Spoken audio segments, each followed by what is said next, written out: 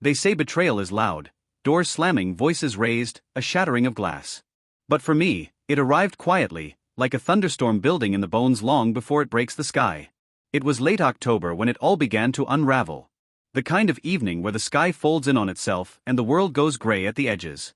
I remember the sound of the rain first, soft, insistent, as I turned off the ignition in our driveway in a quiet suburb just outside Charlottesville.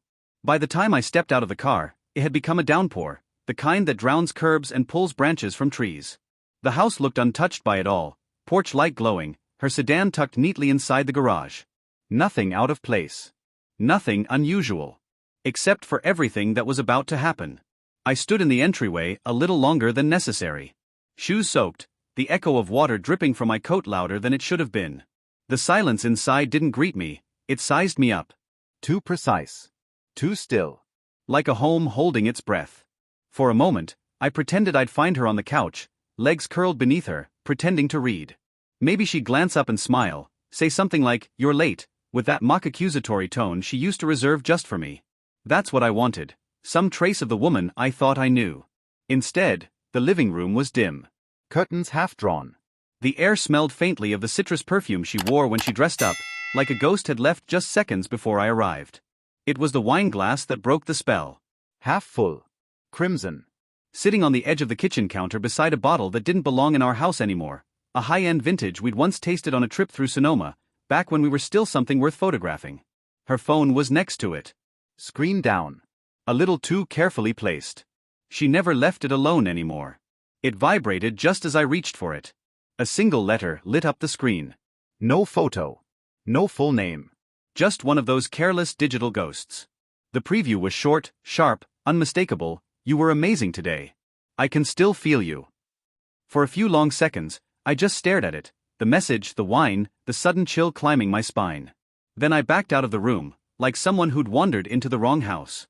In truth, I didn't need the message to understand what had been building for months. But denial, it's a quiet drug. Easy to take, hard to quit. 3 months earlier, I'd installed a camera in the upstairs hallway. A smoke detector, or at least that's what I told myself when I broke the old one and replaced it without telling her. It had become a habit by then, tiptoeing toward suspicion without letting it say its name. I walked upstairs with the phone still in my hand. The bedroom door was ajar. She was sitting at her vanity, brushing her hair as if the world hadn't shifted 6 inches to the left. She caught my reflection behind her in the mirror, and for a flicker of a second, she smiled, automatic, unthinking.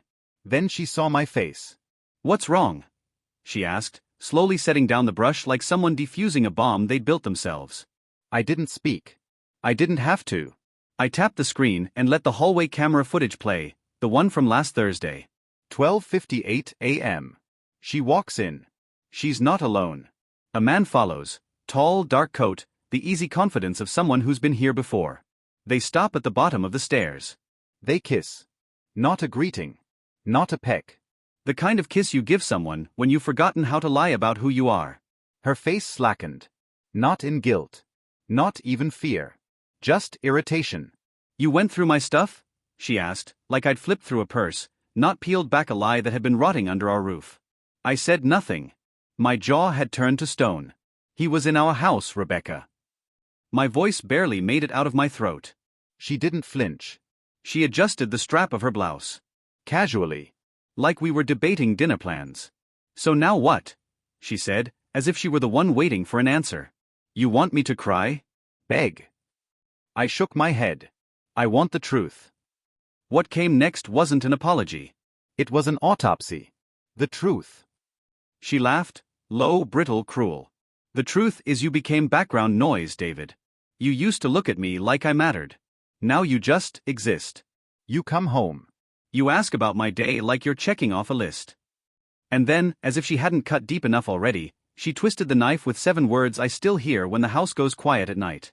"I don't regret it. Not a second." I don't remember walking away. Just the sensation of my body moving without permission, like I was watching myself from somewhere outside it. Like a sleepwalker, stumbling through a dream that had turned against him. I ended up downstairs, back in the kitchen where it had all started. The wine glass still perched on the counter, its contents now darker under the dim light. The house felt like a film set after the actors had left, hollowed out and echoing with silence too loud to ignore. Rebecca didn't follow. No apology. No sudden change of heart. Just the faint creak of the floor upstairs, then nothing. Around 4 a.m., I heard the shower running. It wasn't the sound that got to me. It was what it meant, the routine of someone rinsing off the night as if it hadn't cracked the walls of a 5-year marriage. I climbed the stairs with slow, deliberate steps. My fingers grazed the railing like I was checking to see if it still held weight. At the top, I turned into the bedroom and walked past the closed bathroom door, steam curling beneath it. Her phone was on the nightstand. She hadn't changed the passcode, still the same 4-digit code we'd picked together the day we got our wedding bands engraved. That used to mean something. Now it just made me sick. The messages weren't hidden, and they weren't discreet. Whoever she was before, she wasn't pretending anymore. The man's name was Ethan Mercer. Not a stranger. A friend. The kind of person you barbecue with on Memorial Day. The guy who hands you a beer and asks about your job like he cares. They'd been meeting for weeks. Hotel rooms, long drives, secret texts hidden under casual lies. One message stood out, not because it was graphic, but because it was so brazen. He's starting to ask questions. We'll need to be smarter. I'm not ready for this to blow up yet. Yet. That word hung in the air like rot. I closed the phone and sat on the edge of the bed, staring into the void between then and now. Minutes later, the bathroom door opened. She stepped out in a towel, water dripping from her hair, leaving dark patches across her collarbone. She froze when she saw me holding the phone. "You just don't give up, do you?" she said. Not angry. Just tired of the performance. "I wanted to see who it was," I said quietly. She rolled her eyes. "You weren't replaced. You were absent." "Then why stay?" Rebecca tilted her head, like she was explaining algebra to a child. "Because your name's on the mortgage. And because pretending was easier than starting over." There was no apology in her voice. No remorse. Just the brutal efficiency of someone who'd already left emotionally, and was now only waiting for the physical part to catch up. Something in me extinguished then, not with rage, but with finality. Like a flame being pinched out by 2 fingers. "I want you gone," I said. "Tomorrow." She didn't argue. She laughed. A short, mocking sound. "You don't get to make demands," she said. "You're not that guy." "I wasn't," I replied. "I am now." She studied me for a beat, then shrugged. "I'll pack in the morning." And that was it. No breakdown. No last-minute plea. Just a woman who'd already written her exit and memorized her lines. She walked past me like I was the hired help. Maybe that's what I'd been all along, furniture with a heartbeat. Saturday arrived like it didn't know what had happened. A mild morning. Soft light creeping through the windows, pretending this house still belonged to 2 people. I was already at the kitchen table, dressed but unmoving, holding a mug of coffee I had no intention of drinking. My hands curled around the ceramic like it was the only warm thing left. Rebecca came down the stairs wearing yoga pants and one of those oversized college hoodies she used to steal from my side of the closet. She moved through the kitchen like it was just another Saturday. No apology. No hesitation. When she opened the fridge and saw we were out of oat milk, she made a sound of disappointment and said, "Guess I won't miss that." I didn't respond. I couldn't. Her indifference was sharper than anything she'd said the night before.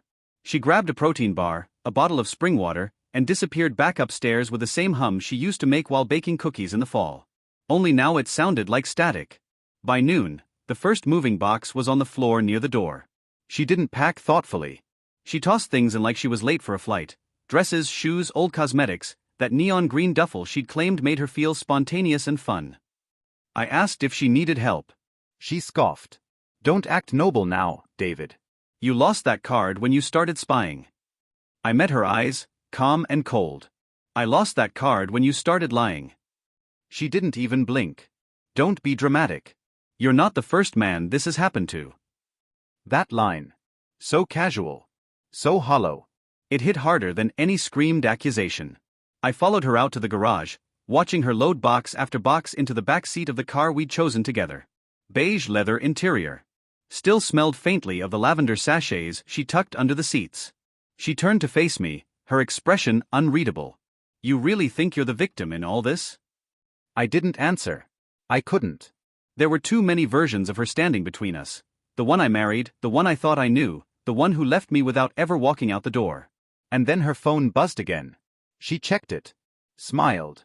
"He's here," she said. That's when I saw it. A dark blue SUV pulled up to the curb.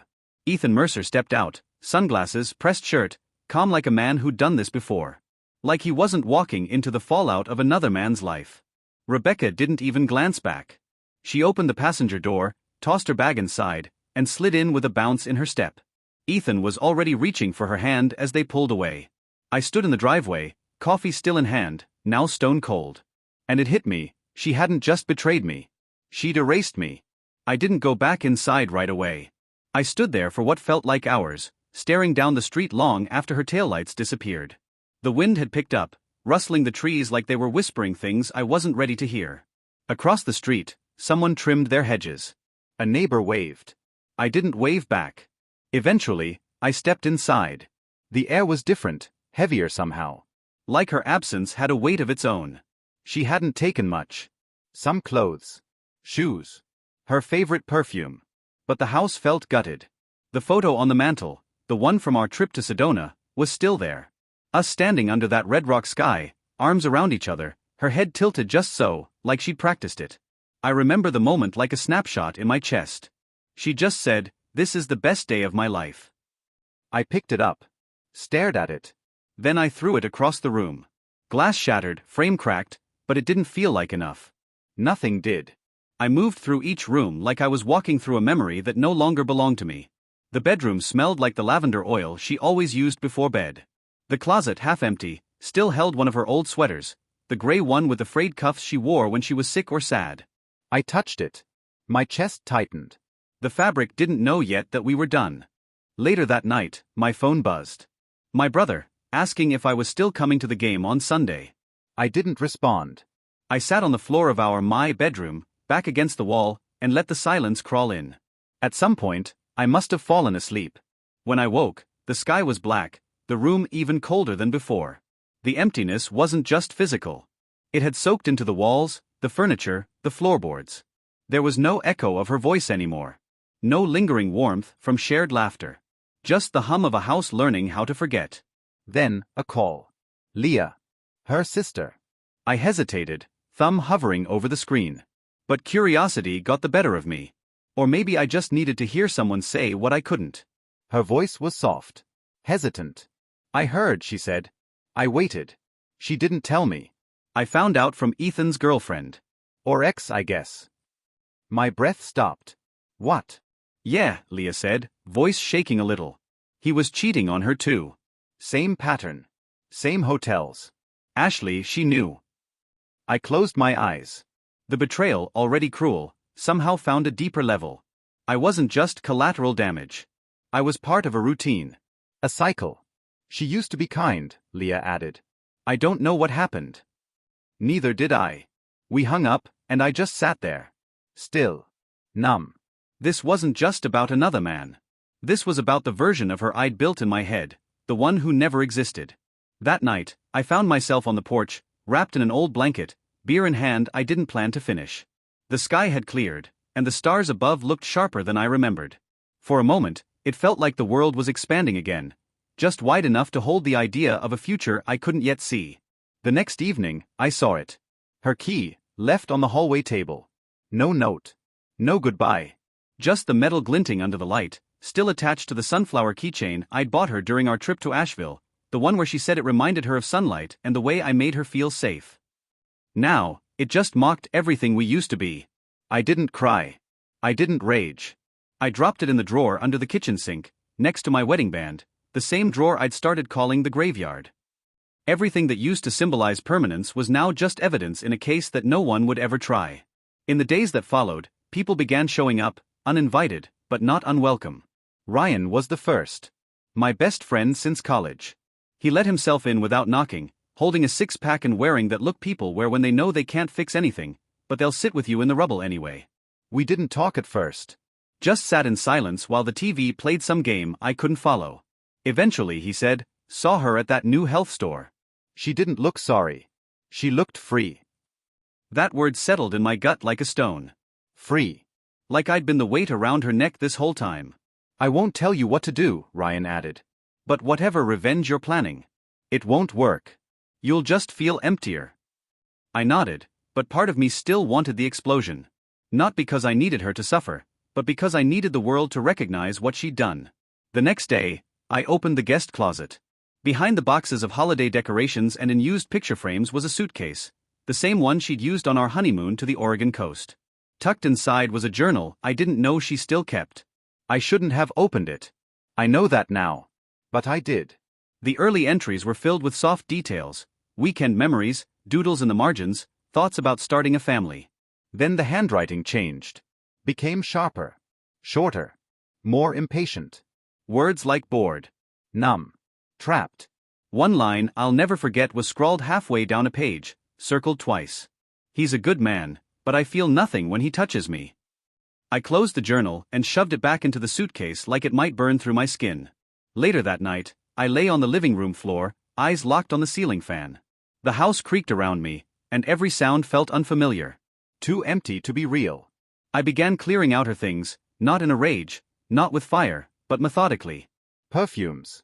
Scarves. That candle she insisted on keeping by the tub that smelled like coconut and vanilla and fake summer. One by one, I stripped the rooms of her. Not for closure. Not for healing. Just for quiet. Somewhere between tossing out old mascara and folded notes she never meant to leave behind, I found her voice again, this time on an old tablet she used for morning workouts. A file was tucked away under a folder marked, Personal. It was titled For David. I should have deleted it. Instead, I tapped play. Her voice filtered through the speaker, soft, gentle, rehearsed. Like the version of her I used to believe in. Hey, she said. If you're hearing this, I guess I'm not there. Or maybe I just needed you to hear this when I couldn't say it out loud. I love you. You make me feel like someone who matters, even when I don't deserve it. I stopped the recording. Because I knew better now. That voice, that sweetness, it wasn't for me. Not anymore. Maybe it never had been. The next morning, I called a locksmith. Changed every lock, front, back, even the one on the garage that stuck sometimes in the winter. I cancelled her gym membership, had the dry cleaners drop her name, called the bank to split the accounts. Every phone call was like pulling a root from under my skin. By Thursday, I noticed I was sleeping more. Not deeper, just more. As if my body was shutting down to catch up with the grief. The dreams were the worst. Not because they were violent or strange, but because in them, she was still mine. Still laughing barefoot in our kitchen. Still leaning her head on my shoulder. And I'd wake up with the echo of it in my chest, only to remember she was gone. One day, I opened my social media. I shouldn't have. But curiosity is a cruel thing when your heart still wants to believe. She changed everything. Bio scrubbed, photos deleted, 5 years erased with a few taps of her finger. Ethan was in her stories. Not front and center, but there, in the background of candlelit dinners and wide, filtered smiles. In one photo, her hand rested on his knee. The caption read, "Happiness is a choice."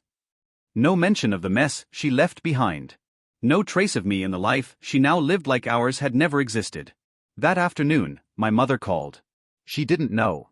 When I answered and she asked if I was okay, I couldn't find words. Just silence. She left, didn't she? She finally said. Yeah, I whispered. My mom was quiet for a long moment. Then she said something that would stay with me far longer than any voicemail or letter. You tried to build a home in the middle of a storm, David. But storms don't stay still long enough to love them. Later that night, I stood in what used to be our bedroom, now just mine. I looked at the bare hook where she used to hang her robe. The space where her dresser used to hum with clutter. The bed felt too big, too clean, too honest.